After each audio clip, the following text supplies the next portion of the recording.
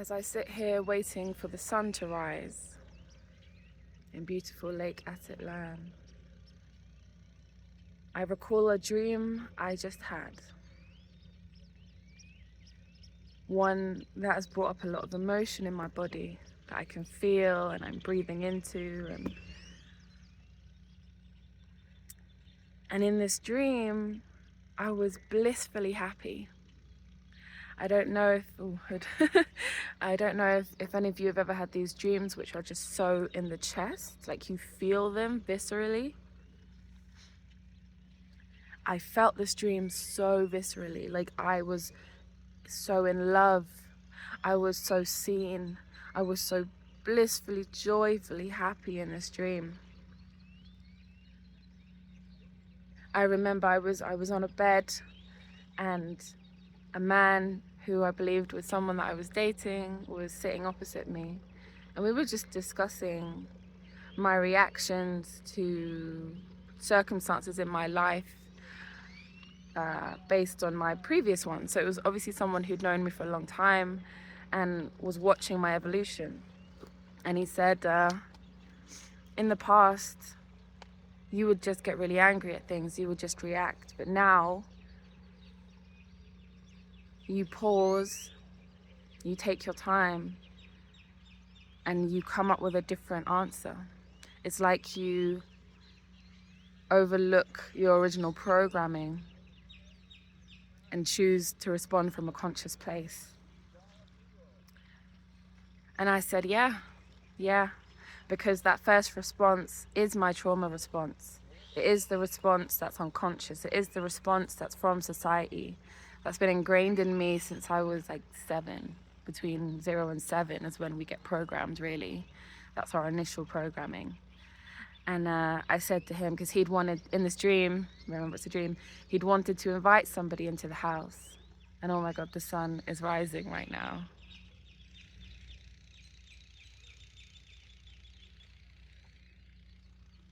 So I'm gonna watch that rise and then continue this video.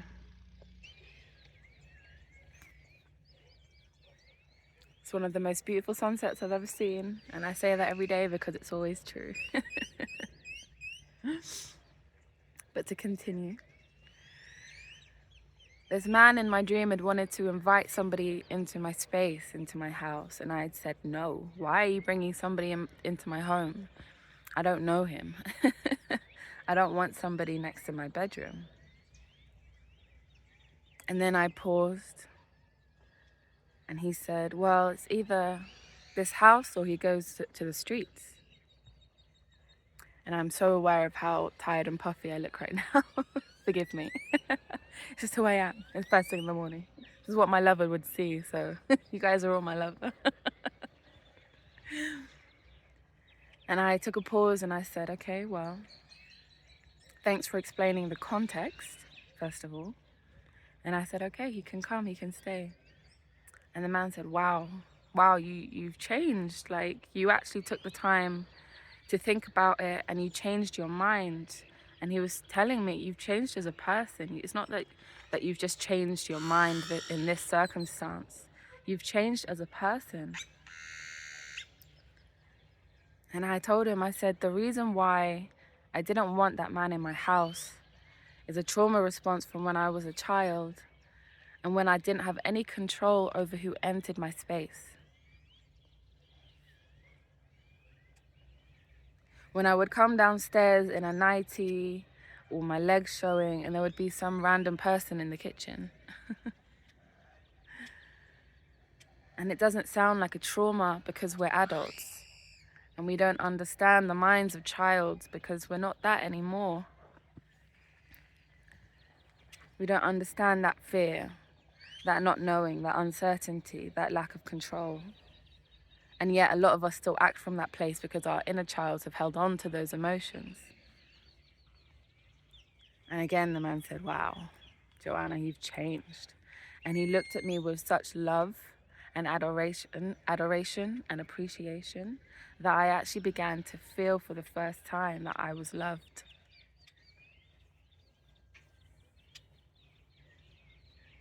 And it was like a sun in my chest. It was like warmth. It was like the sunrise. It was like beauty. It was like love. And I remember him curling in front of me, and I held him in my arms and I ran my hands through his hair and we laughed, and I thought to myself, I think we might be dating. And then do you know what happened to me in that dream? I became lucid. I became lucid, and I realized it was just a dream. And when I tell you, my heart went from open to immediately. And I stepped to the side, and there was a woman there waiting for me to speak with me. And I turned to her, and I knew it was a guide. And I said, this is just a dream. And she said, yeah, it is. But you have the choice of returning to it, of feeling that again. It was like, guys, I can't tell you. It was like when I realized I was dreaming and that this wasn't real, it was like someone had hit me in the heart with a hammer. And in that moment, I realized that was what the difference between an open and a closed heart felt like.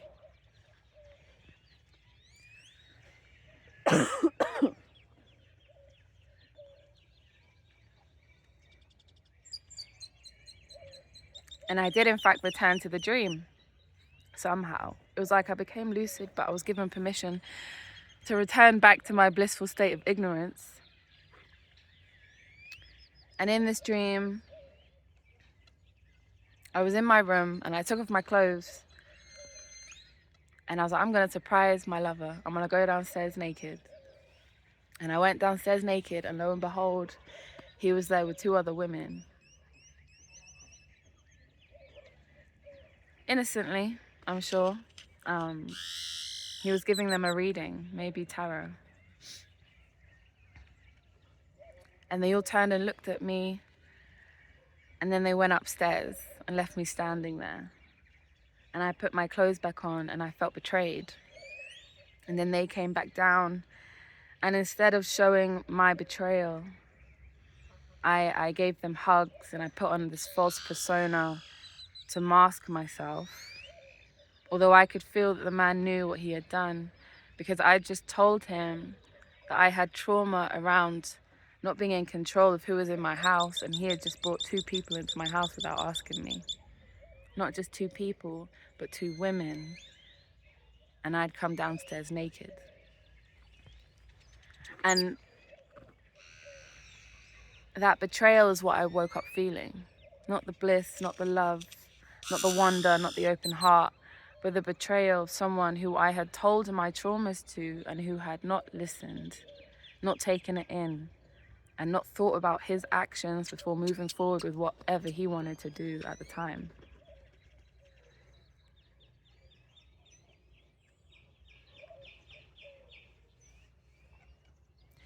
And I realized, as I was sitting here watching the sun rise,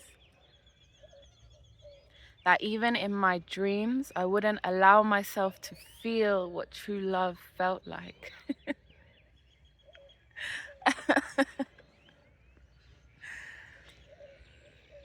Because in my experience, whenever I have loved anybody or anything, they have always let me down. They've always disappointed me. They've always betrayed me. They've always taken the love I poured into them and thrown it away. So why would I love anybody else? Even in my dreams.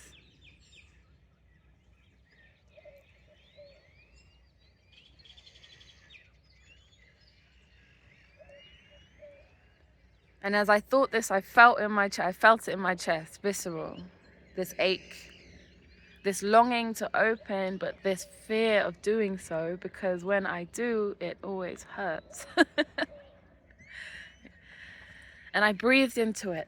And I encourage you, whenever you feel pain in anywhere in your body, to send oxygen to that part of it, to breathe into it, because that's how we move it. Otherwise it becomes stagnant, and we lose the ability to feel in those areas, especially the heart space.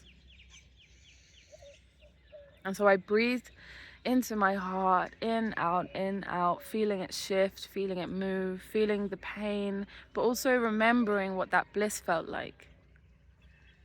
That felt like heaven in my chest. It felt like I was seen by somebody, like somebody had recognized the work that I'd done on myself, and I realized that actually the work I've done on myself is love. When people tell you, oh, love yourself, a lot of us don't know how. A lot of us have never felt love. A lot of us are so closed off to love since childhood. I recently had a energetic reading from a woman, and she said, it feels like there is a wall in between you and love. It's there, but you can't feel it. And she so aptly described my entire human experience. Love is always there, but I've been unable to feel it since birth. That's what she said. Things I've carried from past lives, but also things that have continued to happen in this life, because everything that happens in this life gives us an opportunity to heal what's happened in our past. So when you're triggered, or when someone hurts you, leaves you, abandons you, when you feel betrayed, when you feel pain, it's an opportunity to grow. And that's what self-love is. Growth through pain, through challenges, watering your gardens, even when you're by yourself. Cooking yourself a good meal, even though no one's coming over. You're worth that. You're worth the banging hot meal that you would make for someone else. This is what self-love is, diving into your shadows, feeling your grief, making the mental changes, bringing everything that's unconscious, conscious to the surface. This is what self-love is. And it may look like tears and it may feel like pain, but in the end, you've gained so much more than you have lost, so much more. And as you continue on your path, the self-love, well, it becomes more about your body. It becomes more about tending to your physical garden, lotioning your skin, drinking water, eating nutritious foods that feel right to your specific body and temperament.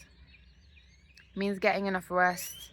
It means eating enough meals throughout the day, and not just saying you're not hungry when actually you're just sad. This is what self-love is.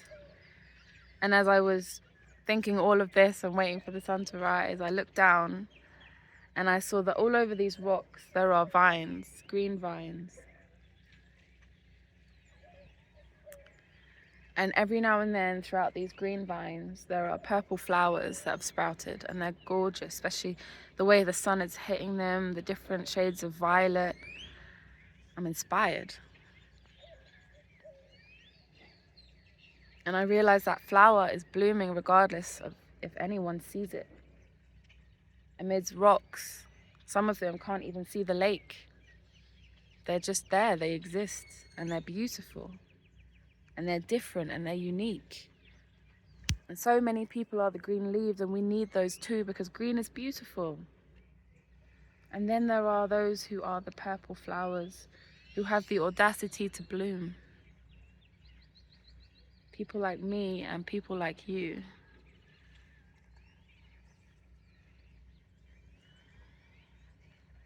And one day, probably quite soon, they will shrivel up and die. And the vine might produce another flower, or it might not. But they bloom regardless.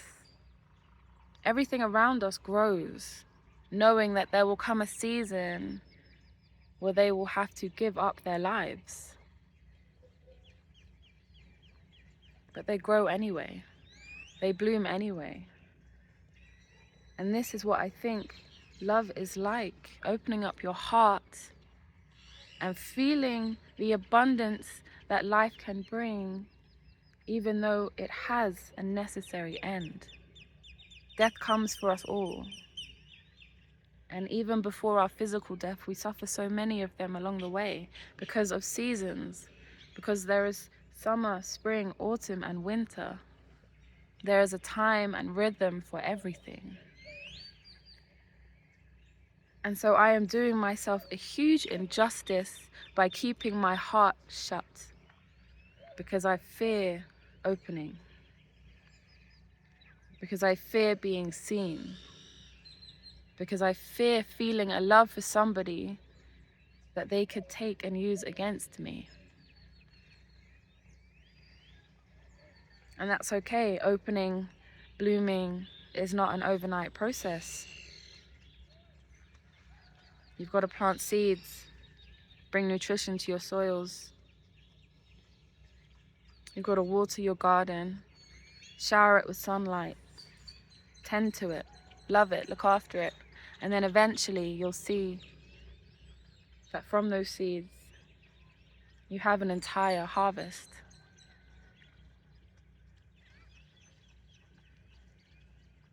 This is what love is.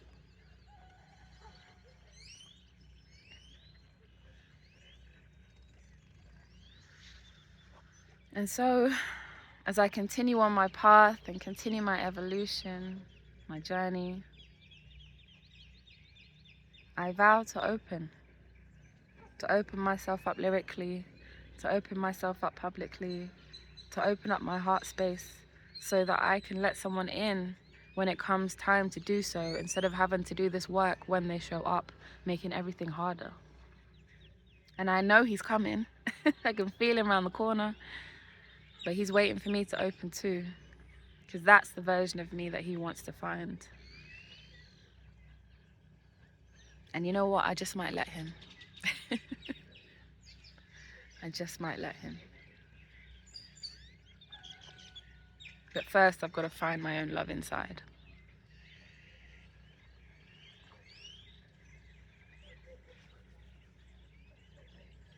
Oh, guys, what a beautiful, beautiful sunrise.